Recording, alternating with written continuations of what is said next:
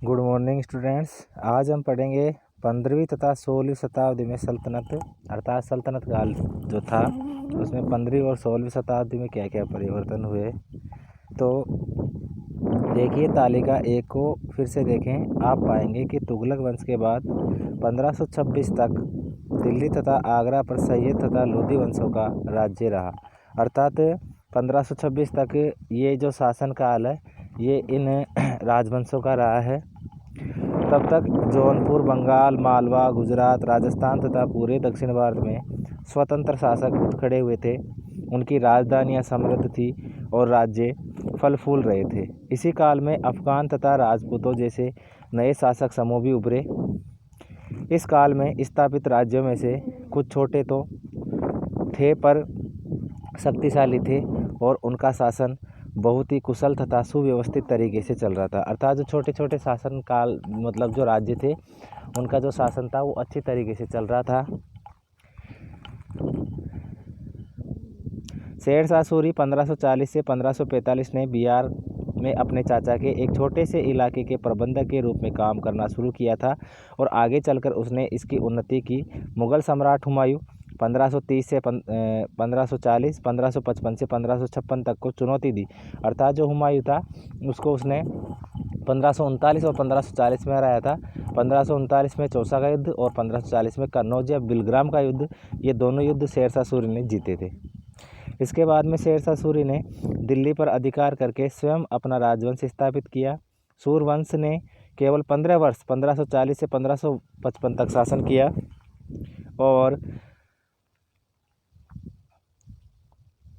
लेकिन इसके प्रशासन ने अलाउद्दीन खिलजी वाले कई तरीकों को अपनाकर उन्हें और भी चुस्त बना दिया। महान सम्राट अकबर 1556 से 1605 ने जब मुगल साम्राज्य को समेकित किया तो उसने अपने प्रतिमान के रूप में शेरशाह की प्रशासन व्यवस्था को ही अपनाया। अर्थात जो शेरशाह सूरी ने जो प्रशासन की व्यवस्था अपना रखी थी उसी प्रशासन की व्यवस्था को उसने आगे बढ़ाया। इसके बाद में 3 श्रेणियाँ, ईश्वरीय शांति, नाइट और धर्मविद। देखिए तीनों चीज़ें क्या होती है। 3 श्रेणियों का विचार सबसे पहले 11वीं शताब्दी के आरंभ में फ्रांस में सूत्रबद्ध किया गया था। अर्थात फ्रांस में इसकी जो व्यवस्था थी वो प्रचलित थी। इसके अनुसार समाज को 3 वर्गों में विभाजित किया गया है: प्रार्थना करने वाला वर्ग, युद्ध करने वाला वर्ग और खेती करने वाला वर्ग। अर्थात जो समाज है उसको 3 भागों में डिवाइडेशन कर दिया गया है, 3 भागों में बांट दिया गया है। 3 वर्गों में समाज के इस विभाजन को ईसाई धर्म का समर्थन भी प्राप्त था। इस विभाजन से ईसाई धर्म को समाज में अपने प्रबल प्रभाव को और भी दृढ़ करने में सहायता मिलती थी। इसी विभाजन से योद्धाओं का एक नया समूह भी उभरा। इन योद्धाओं को नाइट कहा जाता था। अर्थात जो योद्धा थे उस वर्ग को क्या कहते थे? नाइट कहते थे। ईसाई धर्म एक समूह को संरक्षण देता है और अपनी ईश्वरीय शांति की अवधारणा के प्रसार में इनका उपयोग करता है। नाइटों से अपेक्षा की जाती है कि वे धर्म और ईश्वर की सेवा में समर्पित योद्धा रहे। अर्थात वो धर्म के लिए जो समाज है उस समाज की वो रक्षा करने का कार्य करे। कोशिश ये रहती थी कि इन योद्धाओं को आपसी लड़ाई भिड़ाई से विमुख करके उन्हें उन मुसलमानों के विरुद्ध युद्ध करने भेज दिया जाए जिन्होंने यरूशलेम शहर पर कब्जा कर रखा था।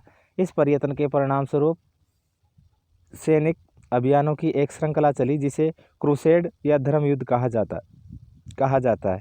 ईश्वर तथा धर्म की सेवा में किए गए इन अभियानों ने नाइटों की हैसियत पूरी तरह बदल डाली। अपने इन नाइटों की गिनती कुलीनों में नहीं होती थी, मगर फ्रांस में 11वीं सदी के अंत तक और जर्मनी में उससे 1 सदी बाद इन योद्धाओं के दीनहीन अतीत को भुला दिया गया और 12वीं सदी तक तो कुलीन वर्ग के लोग भी नाइट कहलाना चाहने लगे थे। अर्थात सभी क्या है, जो धर्म युद्ध था उस धर्म युद्ध की रक्षा जो योद्धा बने उन योद्धाओं की श्रेणी में सभी लोग ये आना चाहते थे। देखिए ये जो हमारा लेसन है ये कंप्लीट हो चुका है, लेसन नंबर 3, और ये इसकी क्वेश्चन आंसर है। तो ये जो दिल्ली के सुल्तान है इस लेसन में हमने पढ़ा है कि दिल्ली के जो सुल्तान थे कौन कौन से जो राजवंश थे उन्होंने अपने शासन को बढ़ाया, किस तरीके से उन्होंने अपने एक तरीके से हम कहें तो जो शासन व्यवस्था थी उसको आगे बढ़ाने का काम किया, जिनमें अलग अलग जो वंश थे अलग अलग वंश के जो शासक थे उन्होंने यहाँ पे शासन किया है। ठीक है, तो आज हमारा ये जो तीसरा लेसन है ये कंप्लीट होता है। कल की क्लास में हम लेसन नंबर 4 पढ़ेंगे। ओके।